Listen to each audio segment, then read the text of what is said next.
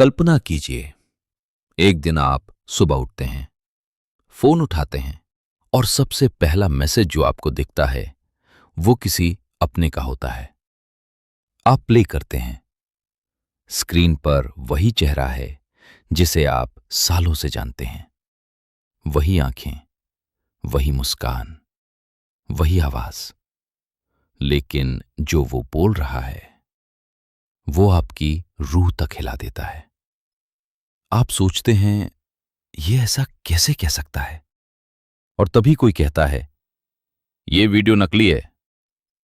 अब जरा खुद से पूछिए, अगर सब कुछ असली जैसा दिखे तो आप झूठ को कैसे पहचानेंगे? आज हम एक ऐसी दुनिया में जी रहे हैं जहां आंखों से देखा गया सच भी अब आखिरी सबूत नहीं रहा। इस कहानी का नाम है डीप फेक।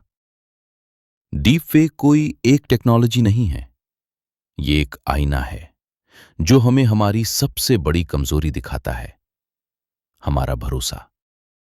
आज से कुछ साल पहले तक अगर किसी ने वीडियो दिखा दिया तो बात वहीं खत्म हो जाती थी।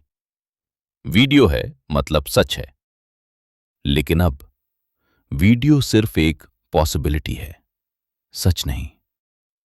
डीप फेक असल में क्या करता है? ये इंसानों को कॉपी नहीं करता, ये इंसानों को रिप्लेस करता है।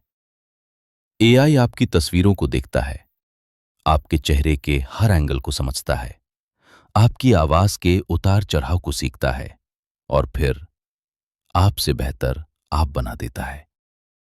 और सबसे डरावनी बात यह है, आपको पता भी नहीं चलता कि आपकी आइडेंटिटी चोरी हो चुकी है। आपने कभी सोचा है, आपकी एक इंस्टाग्राम रील, आपकी एक व्हाट्सएप डीपी, आपकी एक वॉइस नोट किसी दिन आपके खिलाफ इस्तेमाल हो सकती है? अब एक कहानी सुनिए। एक आम सी लड़की, कोई सेलिब्रिटी नहीं, कोई इन्फ्लुएंसर नहीं, बस एक नॉर्मल इंसान। एक दिन उसके दोस्तों ने उसे फोन करना शुरू किया। तू ठीक है? ये तूने क्या कर दिया? वो समझ ही नहीं पाई।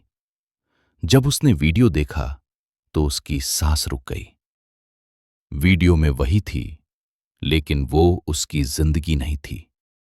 वो वीडियो फेक था, लेकिन डैमेज रियल था। उसके रिश्ते टूट गए, उसकी पढ़ाई रुक गई, उसका घर उसके लिए जेल बन गया।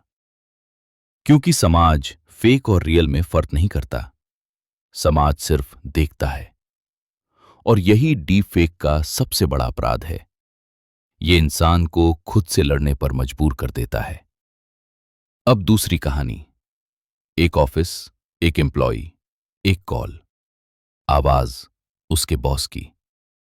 अभी पैसे ट्रांसफर करो, अर्जेंट है। उसने सवाल नहीं किया, क्योंकि उसने आवाज पहचानी।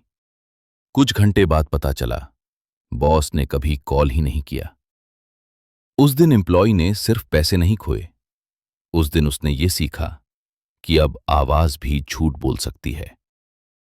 अब जरा सोचिए, अगर ये तकनीक सिर्फ स्कैम्स तक सीमित ना रहे तो?